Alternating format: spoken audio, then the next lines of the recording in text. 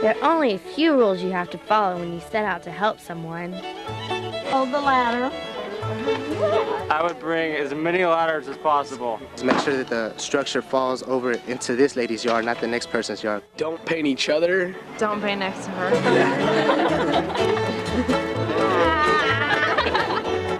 And a couple of things you might have to watch out for. He likes it very much.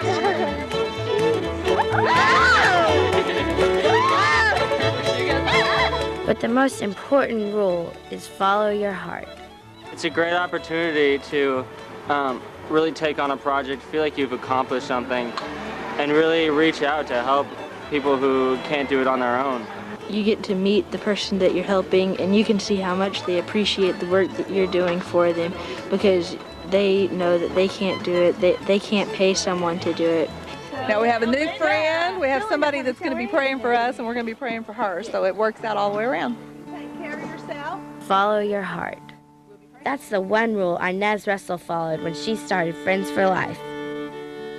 When I explain Friends for Life, I usually just tell people that we help elderly and disabled people live independently as long as possible, and that we help those who can't live on their own, who don't have capacity, to have as much quality of life as possible. One way of expressing our mission is to say that we fill in the gaps of other social agencies, whether they be public or private.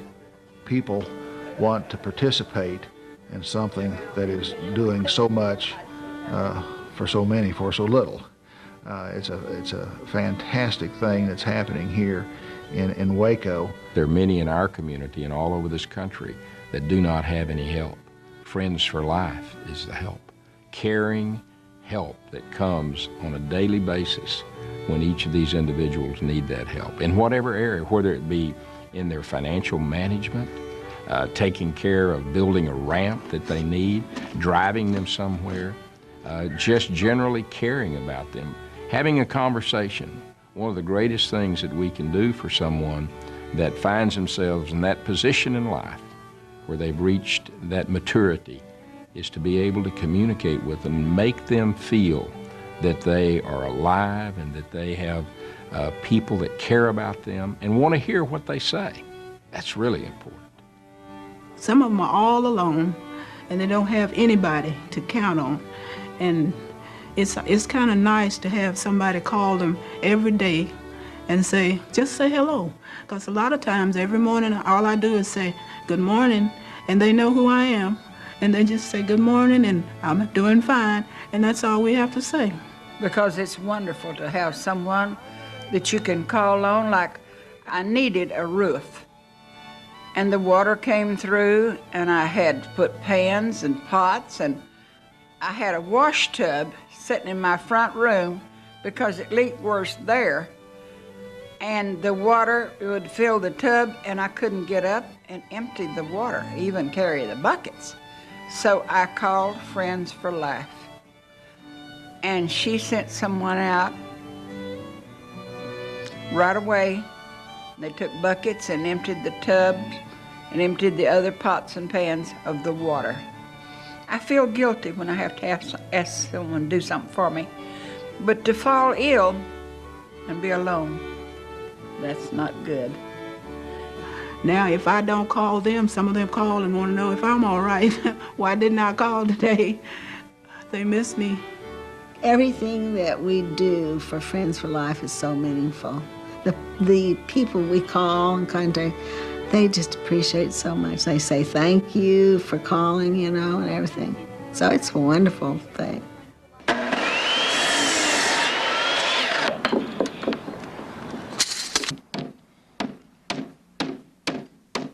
Man here, he's in a wheelchair. He can't get out.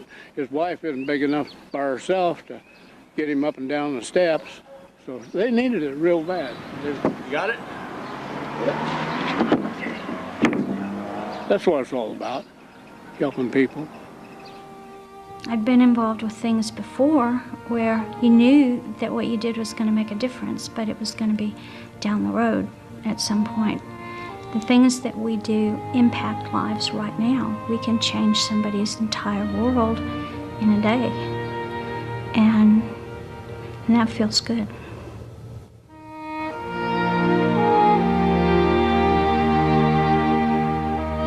Guardianship is, it's similar to whenever a parent is guardian of a child. We serve as legal guardian for elderly victims of neglect, exploitation, abuse. These are individuals that the court has declared as incapacitated. These are people that in some way or another are not able to take care of themselves or take care of their own needs. We do all the things that family members would do if they had a family member to take care of them. We don't go out soliciting guardianships. This isn't something that's enjoyable to do. We hope that there's not many people out there that need a guardian, but the fact of the matter is that there's many people that don't have friends or family to take care of them whenever they're at a stage in their life where they can't take care of themselves. I spend my life working with Friends for Life and for Friends for Life because I know what kind of difference they make in people's lives. This one can be paid now? As long as she's got enough money in the checkbook. Okay. That is something that she really needs to have paid. The main thing we try to watch against is fraud against the elderly. And so many times we find people with so many different kinds of fraud, even their own family, it's sad to say, but we do find that. And elderly people are so vulnerable because they need help. They can't do for themselves, and they're so vulnerable to pay someone to do things for them, and it may get out of line and get out of hand. So we watch for those things, and we don't charge for our services. Each of our clients has a separate checking account. We are the signers on the checking account, and then we get the utility bills and rent payments, the bills for these, all sent to us. And we sort those and put them in a folder for the client, and then once a month our rep payee volunteers come in and they write these checks for them. And then we have monitors that come in to check, to monitor, that make sure everything's balanced. We also have someone here that comes in and checks the computer and the checkbook to make sure everything balances and that it's correct. Everything in our accounting system is triple checked. Plus, AARP comes in and looks over our books and things to see if we are following their rules and their guidelines. I was very surprised 10.5 years ago when I discovered that the elderly here in Central Texas, and then I later learned in lots of places in the world, aren't taken care of and they aren't okay. And some of the statistics really surprised me. How many people are alone, that over half of the people that live alone and need help to be able to live alone in this country aren't getting any help at all.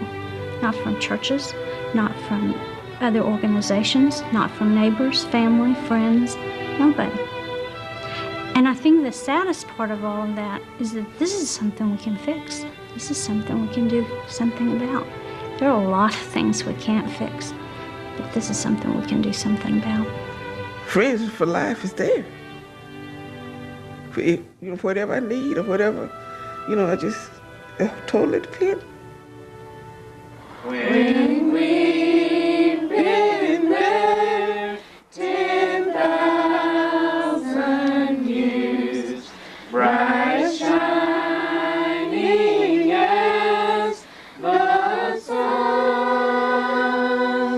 If I can paint a good enough picture, if I could make them see the faces of the people that we're helping, if they could ever see that, they would help.